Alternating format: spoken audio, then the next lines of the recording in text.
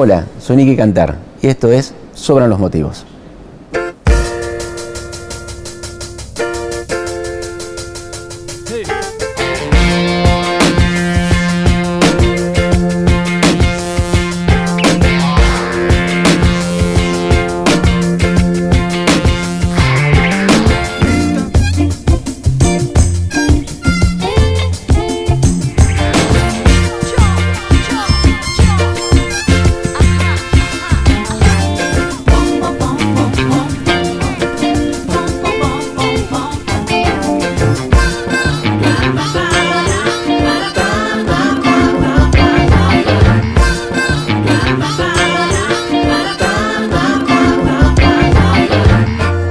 Soy Carolina Coscarelli y esto es Sobran los Motivos.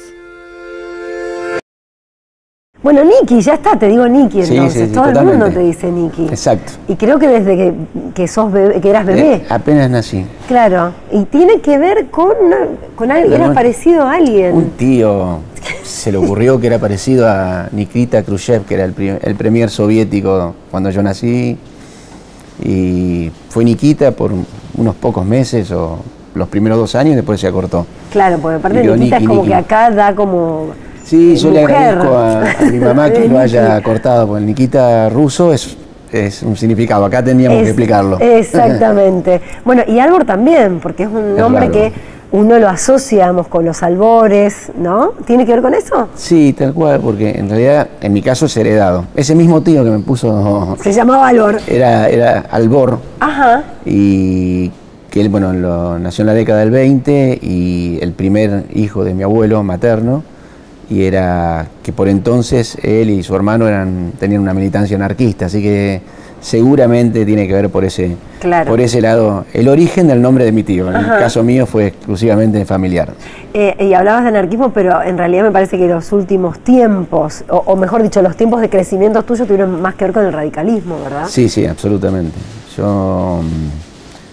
Mi militancia universitaria como estudiante empezó la segunda mitad del año 82, post Malvinas, cuando empezó a verse cierta apertura democrática en las universidades, y estuvo fuertemente vinculada a la atracción política de la figura de Alfonsín, así que sí, tiene que ver con el radicalismo. Y militancia, me imagino, en ese momento también Franja Morada, después con la democracia. Sí, desde el inicio, porque Franja ya estaba en esa época. Sí.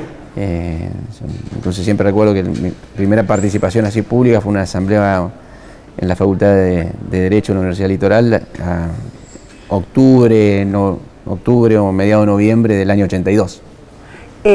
A propósito de eso, me gustaría que hagamos una breve referencia a ese contexto, ¿no? Porque uno de Rosario tiene muchas más historias y no tanto de Santa Fe, en una universidad que recién hablábamos antes de empezar, es añeja, es decana, y de allí emanaron muchas otras como la UNR. Está cumpliendo en estos días 98 años. 98 años, bueno, ahí estamos, al centenario. Y digo, ¿cómo fueron aquellas épocas de la dictadura? Estudié en la Universidad del Litoral.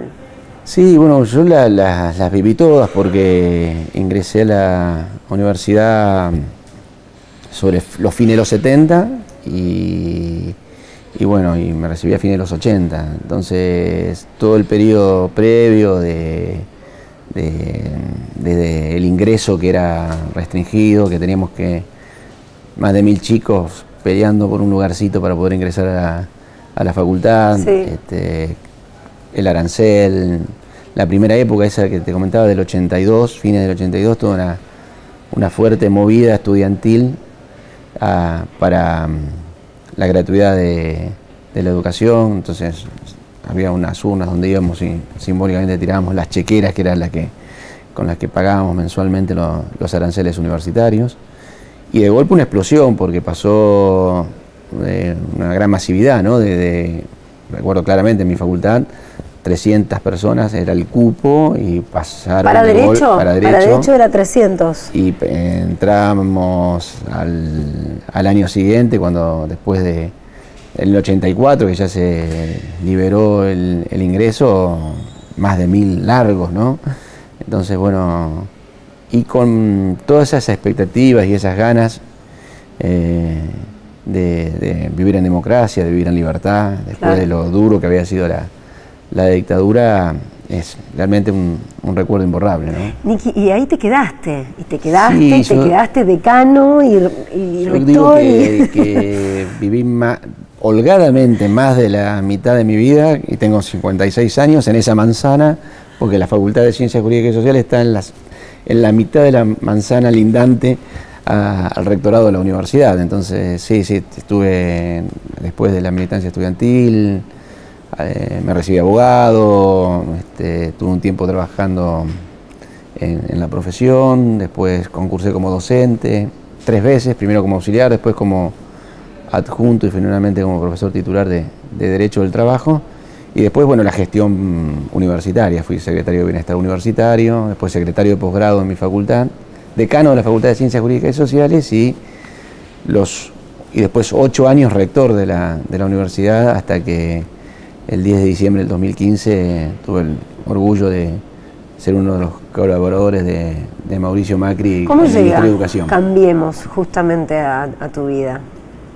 Y llega como nos llegó a la gran mayoría de los argentinos, ¿no? Ante la situación electoral en el 2015 y la visión de que la Argentina tenía que cambiar, que había que dejar atrás tanto autoritarismo, tanta soberbia y prepotencia, y que debíamos encarar un cambio entre todos los argentinos para hacer algo que parece tan sencillo como decir, ser un país normal, un país previsible. Y bueno, y después la convocatoria a la Secretaría de Políticas Universitarias.